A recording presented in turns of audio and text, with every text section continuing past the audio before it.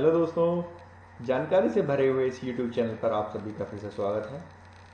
दोस्तों, यदि आप प्राइवेट लिमिटेड कंपनी बनाना चाहते हैं तो यह वीडियो ज़रूर देखें। इस वीडियो को अंत तक देखें। ये वीडियो आपको प्राइवेट लिमिटेड कंपनी बनाने से संबंधित बहुत सारी ऐसी जानकारी देगी जिसके बारे में शायद आपको ना पता हो, और जो आपको बहुत सहायक होगी, आपकी बहुत सहायता करेगी कंपनी इनकॉर्पोरेट करने में, कंपनी रजिस्टर्ड करने में। तो दोस्तों, इस YouTube चैनल को यदि आपने सब्सक्राइब नहीं किया है तो अभी से सब्सक्राइब कीजिए। दोस्तों, सबसे पहले हम बताना चाहते हैं कि मैं प्रभाकर गुप्ता श्योरसॉफ्ट कंपनी की तरफ से इस वीडियो को बना रहा हूँ। बेसिकली श्योरसॉफ्ट है क्या? श्योरसॉफ्ट एक प्रोफेशनली मैनेज्ड कंपनी है जिसके अंदर डिफरेंट प्रोफेशनल्स के बंदे काम करते हैं, जिसमें CA हैं, chartered accountants, company secretaries, lawyers, MBA और IT के बंदे जुड़े हुए हैं। और हम लोग all over India service provide करते हैं। हमारे all over India tech help centres भी हैं जो कि आपको हेल्प करने के लिए हमेशा तैयार रहते हैं। इसके अलावा श्योरसॉफ्ट की सर्विसेज बहुत ही कॉस्ट इफेक्टिव हैं। अगर आप इनकी सर्विसेज को आप लेंगे, जब आप इनके रेट्स को कंपेयर करेंगे तो आपको मालूम होगा कि औरों के मुकाबले हमारे रेट्स बहुत ही लोअर हैं। तो इस प्रकार श्योरसॉफ्ट सभी तरह की सर्विसेज को एक साथ प्रोवाइड करता है, चाहे वो आपकी लीगल की सर्विसेज हो, चाहे वो आपकी कंपनी से रिलेटेड सर्विसेज हो, टैक्स रिलेटेड हो, GST हो, FSSAI हो, ट्रेडमार्क हो, MSME हो, सभी सर्विसेज आपको श्योरसॉफ्ट की तरफ से मिल सकती है। दोस्तों, अब हम बात करेंगे प्राइवेट लिमिटेड कंपनी की। तो दोस्तों, यदि आपका मन प्राइवेट लिमिटेड कंपनी बनाने का है तो सबसे पहले आपको यह ध्यान देना होगा कि प्राइवेट लिमिटेड कंपनी के लिए कम से कम 2 इंडिविजुअल शेयर होल्डर का होना जरूरी है। मतलब ये कि कोई भी प्राइवेट लिमिटेड कंपनी के अंदर कम से कम 2 शेयर होल्डर होंगे ही होंगे। दूसरा, उसके अंदर 2 डायरेक्टरों का भी होना जरूरी है। यानी सिंगल पर्सन या एक आदमी अकेला प्राइवेट लिमिटेड कंपनी नहीं बना सकता।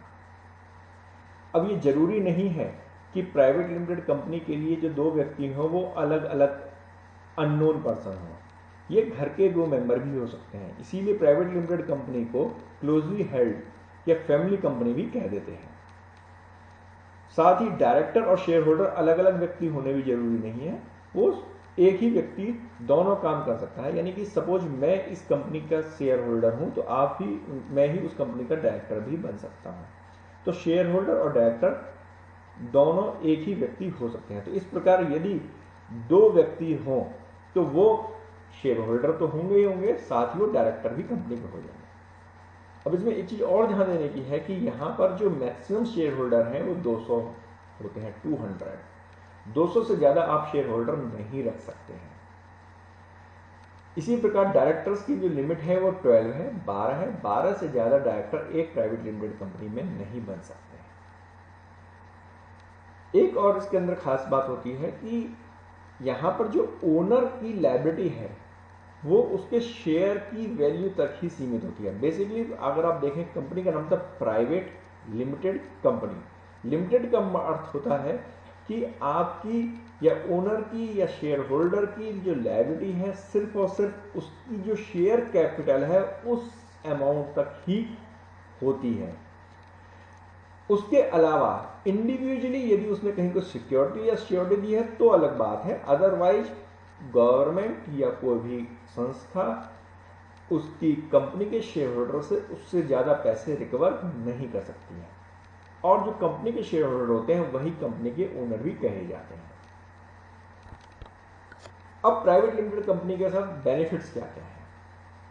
सबसे पहला बेनिफिट तो ये होता है कि इसका अपना एक यूनिक बिजनेस नेम होता है। जी हाँ दोस्तों, प्राइवेट लिमिटेड कंपनी का जो एक नाम है वो नाम किसी भी दूसरे व्यक्ति को, दूसरी किसी भी संस्था को, दूसरी किसी भी कंपनी को अलॉट नहीं हो सकता है। नाम अलॉटमेंट के कुछ गवर्नमेंट्स के रूल्स हैं। उसके अकॉर्डिंग एक नाम यदि कोई अप्रूव हो गया तो उसके बाद आप सेम नाम से दूसरा व्यक्ति उसी सेम नाम से कंपनी नहीं बना सकता है। जैसे फॉर एग्जांपल आपने अक्सर देखा होगा कोने पर, हर कॉर्नर पर एक अग्रवाल स्वीट्स मिल जाती है आपको। तो अग्रवाल स्वीट्स सैकड़ों बने हुए हैं क्योंकि वो रजिस्टर्ड नहीं है, वो कंपनी नहीं है, इसलिए कोई भी व्यक्ति अग्रवाल स्वीट्स रख लेता है, चाहे वो अग्रवाल स्वीट्स का असली मालिक है या नहीं है। दूसरा, कंपनी का अपना सेपरेट पैन नंबर होता है, मतलब कि प्राइवेट लिमिटेड कंपनी और इंडिविजुअल में फर्क होता है। वो सेपरेट एंटिटी होती है, उसका अपना एक पैन नंबर होता है, उसी पैन नंबर से ही उसके सारे काम होते हैं, उसी पैन नंबर पे उसका जीएसटी नंबर होगा, उसी पैन नंबर से उसकी इनकम टैक्स की रिटर्न जाएगी। शेयर होल्डर्स के पैन नंबर से कंपनी के पैन नंबर पे कोई फर्क नहीं पड़ता।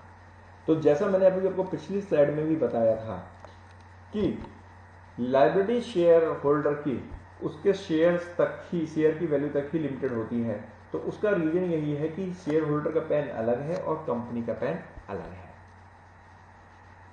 तीसरी मेन खास बात यह है कि कंपनी किसी भी तरह का बिजनेस कर सकती है। कई बार हमारे पास एक क्वेरी आती है कि सर क्या मैं इस पर्टिकुलर बिजनेस को कर सकता हूँ, क्या मैं ट्रेडिंग कर सकता हूँ कि नहीं कर सकता, क्या मैं मैन्युफैक्चरिंग कर सकता हूँ नहीं कर सकता, या क्या मैं इंटीरियर का काम कर सकता हूँ, क्या मैं कंसल्टेंसी प्रोवाइड कर सकता हूँ या नहीं कर सकता, क्या मैं प्लास्टिक का काम कर सकता हूँ या मैं मेटल कर सकता हूँ। ऐसा कहीं भी कोई भी रिस्ट्रिक्शंस नहीं है। प्राइवेट लिमिटेड कंपनी सभी तरह का वैलिड बिजनेस कर सकती है। वो ज्वेलरी में भी जा सकती है, वो मेटल में भी जा सकती है, वो ट्रांसपोर्टेशन में भी जा सकती है, वो प्लास्टिक्स में भी जा सकती है, वो कंसल्टेंसी में भी जा सकती है। किसी भी बिजनेस के अंदर आप जा सकते हो।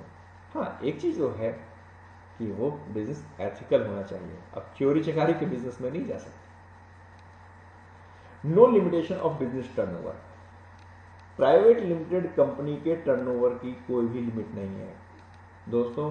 कुछ ऐसी हमारे हिंदुस्तान में प्राइवेट लिमिटेड कंपनियां हैं जिनके टर्नओवर कई 100 करोड़ तक है। कुछ कंपनियां ऐसी हैं जिनके टर्नओवर कई हजार करोड़ तक के हैं। आपको जानकर के ताज्जुब होगा कि हिंदुस्तान की सबसे बड़ी बिस्किट कंपनी पार्ले, वो भी प्राइवेट लिमिटेड कंपनी है। तो दोस्तों, प्राइवेट लिमिटेड कंपनी में कहीं पर भी कोई रिस्ट्रिक्शंस नहीं होती है टर्नओवर की। हाँ, कई बार होता है कि कुछ बंदे चाहते हैं 1% कंपनी बनाए। 1% कंपनी के बारे में डिटेल में हम सेपरेट स्लाइड में बात करेंगे, लेकिन 1% कंपनी के अंदर लिमिट होती है 2 करोड़ के टर्नओवर की, कि एक 1% कंपनी या ओपीसी यदि बनती है तो उसकी टर्नओवर 2 करोड़ से ज़्यादा नहीं हो सकती है। अगर उसकी टर्नओवर 2 करोड़ से ज़्यादा होगी तो उसे प्राइवेट लिमिटेड में कन्वर्ट करना पड़ेगा। लेकिन प्राइवेट लिमिटेड कंपनी में ऐसी कोई भी लिमिटेशन नहीं है। ऑब्वियस सी बात है कि एक इसकी ब्रांड वैल्यू होती है प्राइवेट लिमिटेड कंपनी की, इसलिए इसे बैंक से फाइनेंस भी आसानी से इजीली मिल जाता है। और मार्केट में no doubt private limited company की रेपुटेशन बहुत अच्छी मानी जाती है, उसके एक ब्रांड होता है। अब यदि आपको प्राइवेट लिमिटेड कंपनी बनानी है तो आपको क्या क्या डॉक्यूमेंट्स चाहिए? तो डायरेक्टर या शेयर होल्डर, अगर डायरेक्टर और शेयर होल्डर सेम है तो फिर एक ही व्यक्ति के लिए हो गया, अदरवाइज अगर अलग अलग है तो उनके लिए भी। आपको उनका पैन कार्ड चाहिए, फोटोग्राफ, आधार कार्ड, ये 3 डॉक्यूमेंट्स मैंडेटरी डॉक्यूमेंट है। ये फोटो, पैन कार्ड और आधार। जितने भी, अगर आपके 4 डायरेक्टर हैं तो चारों डायरेक्टर के चाहिए, 8 हैं तो 8 के चाहिए, शेयर होल्डर्स आपके अगर 20 हैं तो 20 के आपको चाहिए। इसके अलावा आईडी प्रूफ में वोटर आईडी, ड्राइविंग लाइसेंस या पासपोर्ट, इनमें से कोई भी एक डॉक्यूमेंट आपका आईडी प्रूफ माना जाएगा। आप इसमें अभी कहेंगे सर पैन कार्ड भी तो आईडी प्रूफ है, तो नहीं सर, कंपनी बनाने के लिए, प्राइवेट लिमिटेड कंपनी के लिए पैन कार्ड और आधार कार्ड मस्ट है, मैंडेटरी डॉक्यूमेंट है, लेकिन उनको आईडी प्रूफ नहीं माना जाता। आईडी प्रूफ के लिए आपके पास में वोटर आईडी, ड्राइविंग लाइसेंस और पासपोर्ट में से कोई एक डॉक्यूमेंट का होना बहुत जरूरी है। इसी प्रकार एड्रेस प्रूफ के लिए आपको bank statement, electricity bill, telephone bill, इनमें से किसी एक की कॉपी चाहिए। यानी आपके पास या तो बैंक स्टेटमेंट की कॉपी हो, पासबुक हो, इलेक्ट्रिसिटी बिल हो आपके नाम से, या टेलीफोन बिल हो आपके नाम से, तो वो आपका एड्रेस प्रूफ माना जाएगा। तो जैसे कि हमने बताया कि एड्रेस प्रूफ में अब आप कहेंगे कि सर ड्राइविंग लाइसेंस में भी तो एड्रेस होता है, पासपोर्ट में भी एड्रेस होता है, वोटर आईडी में भी एड्रेस होता है, तो क्या वो एड्रेस प्रूफ में नहीं माने जाएंगे? नहीं सर, वो सिर्फ आईडी प्रूफ माना जाएगा और एड्रेस प्रूफ के लिए आपको इन 3 में से कोई एक डॉक्यूमेंट देना होगा। उसके अलावा बात आती है कि आप कंपनी को किस एड्रेस पर रजिस्टर करना चाहते हैं। तो ऐसी कोई रोक नहीं है गवर्नमेंट की तरफ से कि आपको कोई किसी कॉमर्शियल प्लेस पर ही आपको कंपनी रजिस्टर करनी है। आप रेजिडेंशियल स्पेस पर भी आप अपनी कंपनी को रजिस्टर कर सकते हैं।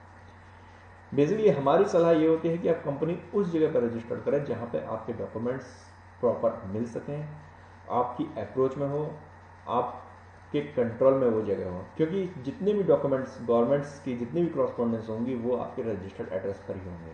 आपकी इनकम टैक्स की रिटर्न उसी एड्रेस से ही जाएगी, आरओसी की सारी कंप्लायंसेस उसी एड्रेस से ही होती हैं। अब रजिस्टर्ड एड्रेस के लिए आपको एक तो रेंट एग्रीमेंट की कॉपी चाहिए, यदि वो आपकी अपनी जगह है तो फिर एक ओनरशिप का, और आप उस कंपनी के डायरेक्टर भी हैं तो एक एनओसी की जरूरत होती है, अदरवाइज रेंट एग्रीमेंट की जरूरत होती है। इसके अलावा इलेक्ट्रिसिटी बिल, वाटर बिल या गैस का बिल जो कि 2 महीने से पुराना नहीं है। तो जैसे कि आपके एग्रीमेंट के अंदर जो आपका एड्रेस आ रहा है तो उस एड्रेस को प्रूव करने के लिए कि हाँ सच में यही एड्रेस है, तो उसके लिए आपको बिजली का, पानी का या गैस का बिल आपको लगाना होगा। और जो आपका लैंडलॉर्ड है, लैंडलॉर्ड से आपको एक एनओसी लेनी होती है। ये सारे डॉक्यूमेंट्स आपको श्योरसॉफ्ट के प्रोफेशनल्स जब आप कंपनी रजिस्टर कराएंगे आपको प्रॉपर बना करके तैयार करके कि रेंट एग्रीमेंट कैसा होना चाहिए वो बना करके आपको देते हैं। एनओसी का एक पूरा आपको फॉर्मेट देंगे, पूरा एनओसी बना कर देंगे कि जी इस एनओसी पे आपको सिग्नेचर करने हैं। आपको इसके लिए कोई भी सिरदर्दी लेने की जरूरत नहीं है, किसी भी नोटरी के पास, किसी भी वकील के पास जाने की जरूरत नहीं होगी। ये सारे के सारे काम हम लोग कर देते हैं। जैसा कि ऊपर भी मैंने आपको बताया कि बैंक स्टेटमेंट, इलेक्ट्रिसिटी बिल या टेलीफोन के बिल एड्रेस प्रूफ के लिए चाहिए होते हैं, लेकिन यहाँ पर भी आपको ये ध्यान देना होगा कि ये कोई भी डॉक्यूमेंट 2 महीने से ज़्यादा पुराना नहीं है। जैसे फॉर एग्जांपल इस समय मई का महीना स्टार्ट हो गया है तो आपका बैंक स्टेटमेंट मार्च और अप्रैल इन 2 महीने में कोई ना कोई एक ट्रांजेक्शन शो करने वाली होनी चाहिए। बिजली का बिल आपका ये तो मार्च के महीने का या अप्रैल के महीने का होना चाहिए, सो डैट ये हो कि करंट एड्रेसेज है। ऐसा नहीं कि आपने कोई पुराना एड्रेस दे दिया जहां पर आप रहते ही नहीं, तो एड्रेस प्रूफ में आपका करंट एड्रेस चाहिए होता है, इसीलिए वो 2 महीने पुराने बिल को ही वो मानते हैं। अब रजिस्ट्रेशन की प्रोसेस क्या है? वैसे तो सर आपको टेंशन लेने की जरूरत नहीं है क्योंकि श्योरसॉफ्ट के प्रोफेशनल्स ये सारी सर्विसेज बहुत आसानी से, बहुत इजीली कर देंगे। आपको कहीं कोई चिंता की जरूरत नहीं है, आपको तो सिर्फ डॉक्यूमेंट्स देने हैं और आपकी कंपनी रजिस्टर्ड हो जाएगी। फिर भी आपकी नॉलेज के लिए मैं बताएंगे हम, और बताना भी जरूरी भी है कि आपको पता हो कि कंपनी कैसे रजिस्टर होती है, हम लोग किस प्रोसेस को कर रहे हैं और आखिर हम आपसे अगर कोई फीस चार्ज करते हैं तो किस लिए चार्ज करते हैं। तो पहला है डिजिटल सिग्नेचर सर्टिफिकेट। सबसे पहले हमें डिजिटल सिग्नेचर सर्टिफिकेट की जरूरत होती है। डिजिटल सिग्नेचर सर्टिफिकेट क्या होता है इसके बारे में हमने ऑलरेडी एक वीडियो अपलोड कर रखी है, आप हमारे यूट्यूब चैनल से उस वीडियो को देख सकते हैं और हमारे डिस्क्रिप्शन में भी उसका लिंक दिया हुआ है। जब आपके डिजिटल सिग्नेचर बन जाते हैं तो उसके बाद में हम आपका एक नेम अप्रूव कराते हैं। जैसा कि आपको पहले बताया गया है कि आपका एक यूनिक नेम होता है, तो आरओसी से एक परमिशन ली जाती है कि अप्रूवल ली जाती है कि जी ये नाम हम चाहते हैं, और वो जब उसे लगता है कि ये नाम बिल्कुल यूनिक नेम है, ऐसा नाम तो कुछ भी ऑल ओवर इंडिया में नहीं है, बिजनेस इस नाम से कोई नहीं कर रहा है, तो वो आपके नाम को अप्रूव कर देते हैं। उसके बाद में कुछ डॉक्यूमेंट्स बनाए जाते हैं जिसमें होता है मेमोरेंडम ऑफ एसोसिएशन और आर्टिकल ऑफ एसोसिएशन, जिसे एमओए और एओए कहते हैं, और कुछ रिलेटेड डॉक्यूमेंट्स होते हैं। एमओए बेसिकली कंपनी की ऑब्जेक्ट्स के बारे में बताता है, कंपनी की कार्यकलापों के बारे में बताता है कि अल्टीमेटली कंपनी क्या काम करना चाहती है, और आर्टिकल ऑफ एसोसिएशन कंपनी किस रूल्स के अकॉर्डिंग काम करेगी, उसकी क्या दिनचर्या के लिए उसके क्या लीगल रूल्स होंगे जो उसे फॉलो करने होते हैं, ये होते हैं, ये बताते हैं। इसके अलावा कुछ डॉक्यूमेंट्स और बनाए जाते हैं जिसमें INC 9 है, INC 8 है। ये सभी डॉक्यूमेंट्स कुछ एफिडेविट्स भी तैयार होते हैं। ये सभी डॉक्यूमेंट्स के लिए आपको बॉदर करने की जरूरत नहीं है, ये सारे डॉक्यूमेंट्स श्योरसॉफ्ट की टीम आपके लिए तैयार करेगी। एमओए बनाना है, एओए बनाना है, ये सभी चीज़ें श्योरसॉफ्ट की प्रोफेशनल टीम बहुत आसानी से आपके लिए कर देगी। जब हमारे सारे डॉक्यूमेंट्स तैयार हो जाते हैं, आपके सिग्नेचर के साथ वो फॉर्म तैयार करते हैं और उसे सबमिट करते हैं। सबमिशन के बाद वहाँ गवर्नमेंट की तरफ से रजिस्ट्रेशन का सर्टिफिकेट इश्यू हो जाता है कि आपकी कंपनी रजिस्टर्ड हो गई है। इसके अलावा अब पैन नंबर और टेन नंबर, कंपनी का पैन नंबर और टेन नंबर जो TDS जमा कराने के लिए जरूरी होता है, ये मैंडेटरी हो चुका है और ये ऑटोमेटिकली अलॉट होकर के आपके पास आता है। तो दोस्तों, क्या आप तैयार हैं एक प्राइवेट लिमिटेड कंपनी स्टार्ट करने के लिए? दोस्तों, आप चाहें तो श्योरसॉफ्ट की आप सर्विसेज ले सकते हैं। जैसा कि मैंने आपको पहले ही बताया कि हमारी लो कॉस्ट सर्विस है, आप कंपेयर करके देख लीजिए, किसी और के मुकाबले ये आपको काफ़ी चीप पड़ेगी। दूसरा, हम सिर्फ कंपनी इनकॉर्पोरेशन ही नहीं, उससे रिलेटेड कंपनी की compliances, GST, income tax, auditing, सभी तरह की सर्विसेज देते हैं। तो आपको एक ही साथ एक ही जगह पर आपको सारी सर्विसेज मिल जाएंगी, आपको अलग अलग कंसल्टेंट्स की जरूरत नहीं होगी। हमारी प्रेजेंस ऑल ओवर इंडिया है, हम पूरी इंडिया में सर्विसेज देते हैं। और ये कंपनी रजिस्ट्रेशन चूंकि ऑनलाइन प्रोसेस है, तो आपको ये फिक्र करने की जरूरत नहीं है कि सर मेरी कंपनी तो बेंगलोर में है, या मेरी कंपनी मध्य प्रदेश में है, या मेरी कंपनी वेस्ट बंगाल में है। हमारे पास ऑल ओवर इंडिया के क्लाइंट्स हैं, हम ऑल ओवर इंडिया सारी सर्विसेज प्रोवाइड करते हैं। और जैसा कि मैंने आपको पहले भी बताया कि हमारे टैक्स हेल्प सेंटर्स हैं ऑल ओवर इंडिया, वो भी आपको सपोर्ट करते हैं। नॉर्मली सबसे बड़ी बात सर, अगर आप कंपनी रजिस्टर करना चाहते हैं तो श्योरसॉफ्ट की हेल्प से आप कंपनी सिर्फ 3 वर्किंग डेज के अंदर तैयार कर सकते हैं। और रजिस्ट्रेशन के बाद की जितनी सर्विसेज हैं, बैंक अकाउंट खुलवाने से रिलेटेड सर्विसेज हम आपको उसमें सपोर्ट करेंगे कि बैंक अकाउंट कैसे और कब खुलना है, उसके क्या डॉक्यूमेंट्स होने हैं। जीएसटी में आपको सर्विसेज चाहिए, अकाउंटिंग है, ऑडिटिंग है, वो सभी सर्विसेज भी आपको मिल सकते हैं। तो दोस्तों, फिर देर किस बात की, कंपनी बनानी है तो हमारा एड्रेस आप नोट कीजिए, S557 office number 309, Heera complex, school block, Shakarpur, Delhi. आप हमें व्हाट्सअप भी कर सकते हैं। हमारा व्हाट्सअप नंबर है 9810093637 और हमारी ईमेल आईडी है sursoft.web@gmail.com।